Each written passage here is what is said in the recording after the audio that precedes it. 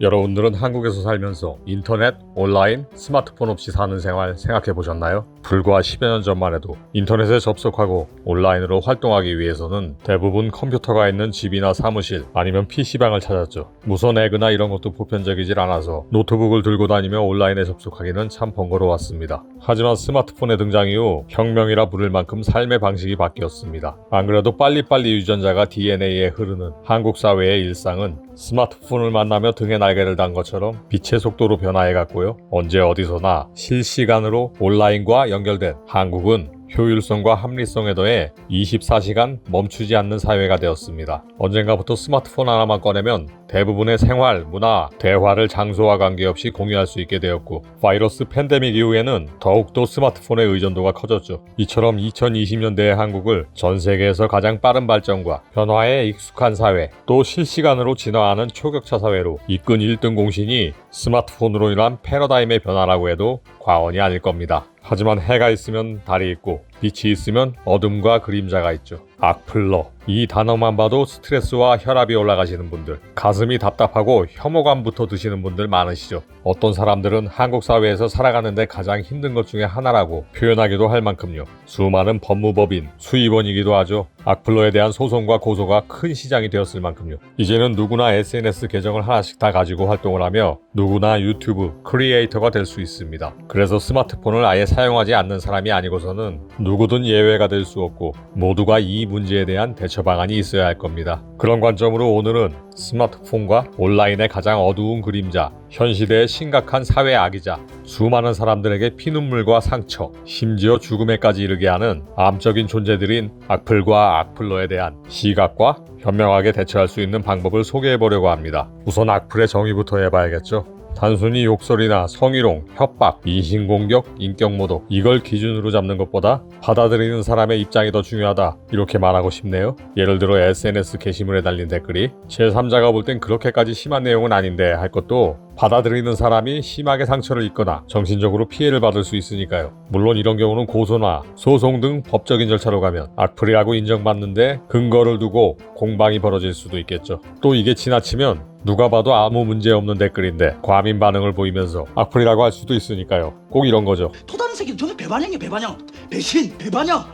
내 말에 토 달면 무조건 악플이다. 이거 역시 별로 나을 게 없는 시각이겠죠. 반대로 누가 봐도 심한 욕설이나 허위사실 유포, 비방, 빈정거림 이런 내용을 써놔도 당사자가 아무 느낌이 없거나 아예 의식조차 안 한다면 오히려 악플러들이 상처를 입겠죠. 계란 가지고 아무리 바위를 쳐봐야 바위에는 끄떡없는 것처럼요. 그래서 정리하면 악플은 제3자가 볼 때도 지나치고 과격한 표현이거나 또 이걸 받아들이는 상대가 이로 인해 상처를 받거나 정신적, 사회적, 금전적인 피해를 입는 경우라고 할 수 있습니다. 다음은 악플러라는 존재, 그리고 유형에 대해 봐야겠죠. 이 부류들에게도 유형이란 게 있습니다. 악플을 통해 자기 존재를 알아봐 주길 바라고 타인의 관심을 갈구하는 관심병자형, 순간적인 분노를 주체하지 못하고 감정을 그대로 배설해버리는 분노 조절 장애형, 대뜸 반말과 욕설부터 시작하며 타인을 가르치려고 드는 꼰대형, 본인의 외모, 능력, 기타 열등감과 사회에 대한 불만과 피해의식으로 가득 차 증오와 공격성을 드러내는 찌질형, 못난 자신을 감추고 싶어서 자기 캐릭터를 아예 온라인에서 창조하고 온라인에서는 엄청난 무력을 뽐내는 방구석 여포형,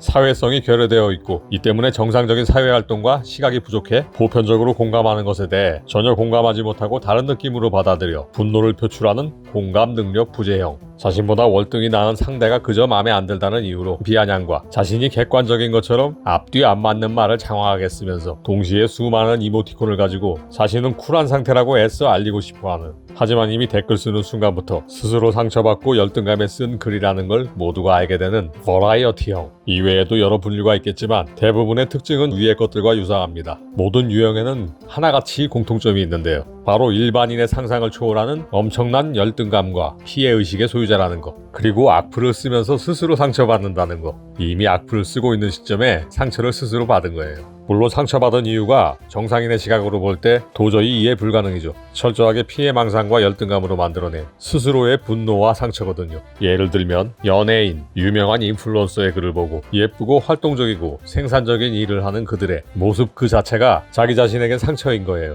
물론 정상이라면 예쁘네, 부럽네, 나도 저렇게 되고 싶네, 힘내라, 이런 반응이죠. 하지만 이들은 그 자체가 상처이기 때문에 악플을 달면서 스스로 상처를 더 벌려요. 그리고 상대방이 반응하거나 분노하거나 정신적인 피해를 입게 되면 자기 상처는 아물어두는 그런 구조라고 할까요? 비유를 하자면 이들은 철저히 음의 사고방식, 마이너스 사고방식입니다. 모든 것이 완벽하고 최상의 상태가 100점이 아니라 0점인 거예요. 그리고 0점부터 모든 일에 마이너스로 점수를 깎아나가기 시작합니다. 이걸 뭐라고 할까요? 감점법? 예를 들어 영상을 보다가 멋진 이야기에 속이 뒤틀리고 아름다운 게시물에 엉뚱하게 화가 나서 상처받고 악플을 쓰면서 마이너스 50점 상태가 되는 거죠. 이게 해소되려면 악플을 단 상대가 반응을 해주거나 스트레스를 받거나 상처받는 모습을 보면 도로 플러스 20점 30점이 돼서 0의 상태가 되는 겁니다. 이렇기 때문에 실제로 경찰서나 법정에서 악플러를 고소한 다음에 합의해달라고 울면서 빌고 그래서 직접 보게 되면 보는 순간 왜 안개처럼 마이너스의 그 부정적인 기운이 사람 뒤에 깔려있다는 느낌이 든다고 해요.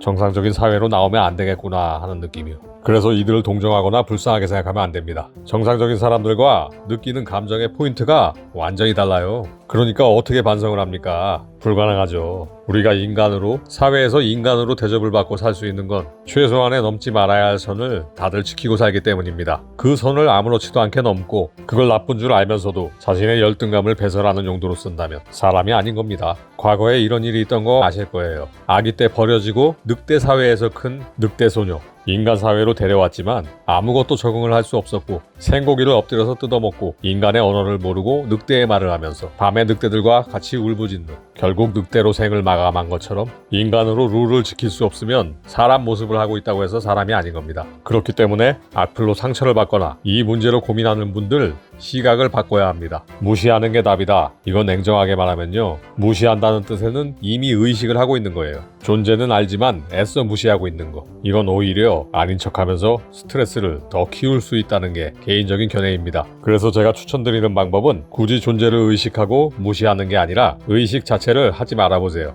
예를 들면 라면 박스 또는 변기 뚜껑, 이런 존재라고 받아들이는 겁니다. 여러분들은 변기 뚜껑을 항상 의식하고 사시나요? 밖에 나갔는데 라면 박스 때문에 스트레스 받아서, 내 라면 박스 때문에 상처받았어, 이러는 분 없잖아요. 마찬가지입니다. 악플 다는 존재를 사람이라고 인식을 아예 하지 마세요. 그냥 무생물이에요. 변기 뚜껑이라고 생각하면 거기에 대해 생각하는 게 1초도 아깝잖아요. 시간 낭비니까. 의식을 할 이유도 없고. 누가 24시간밖에 안 되는 소중한 시간을 변기 뚜껑 생각하는 데 쓰겠어요. 그리고 변기 뚜껑이 하는 말, 여러분은 들을 수 있으세요? 저는 아무것도 안 들리던데요. 변기 뚜껑이 말하는 게 들린다? 이거 신기하고 웃긴 일이죠. 변기 뚜껑이 글을 다 쓰네? 얼마나 신기해요. 와, 이거 옥션이나 번개장터에 올려서 팔아야 되나? 이런 생각도 해볼 수 있고. 이렇게 인식을 안 하게 되면요, 악플 단 사람들이 자기가 글 쓰면서 스스로 상처받은 거, 마이너스 상태가 된 거 회복이 안 됩니다. 아예 인식을 못 하는데 변기 뚜껑이 열심히 떠들었는데 아무도 못 들어요. 이러면 알아서 무너지거나 어디론가 사라지겠죠. 내가 알 바 아니잖아요. 아까운 시간을 무생물한테 쓰지 마세요. 이렇게 아예 의식을 안 하는 방법으로 마인드 컨트롤을 하게 되면 그런 멘탈을 타고나지 않더라도 도움되는 분들이 있을 거라 생각합니다. 실제 제 지인 중에 하나가 본인 SNS에 자꾸 반말 찍찍하면서 막되먹은 소리하고 비아냥거리고 깐죽거리고 발끈했으면서도 쿨한 척하면서 웃는 표시 이모티콘 잔뜩 남기는 이 변기 뚜껑들 때문에 나중에 스트레스가 심해서 정신과 약 처방을 받았어요. 그런데 자꾸 본인이 거기에 답을 달고 의식을 하고 감정의 낭비를 하더라고요. 그래서 제가 이야기한 내용처럼 스스로 인식을 안 하게 마인드 컨트롤을 계속 연습하면서 상당히 개선이 됐어요. 그런 부류들이 세상에 무가치한 존재라는 걸 깨달은 거죠. 내가 왜 저런 쓸데없는 데 시간을 낭비했을까?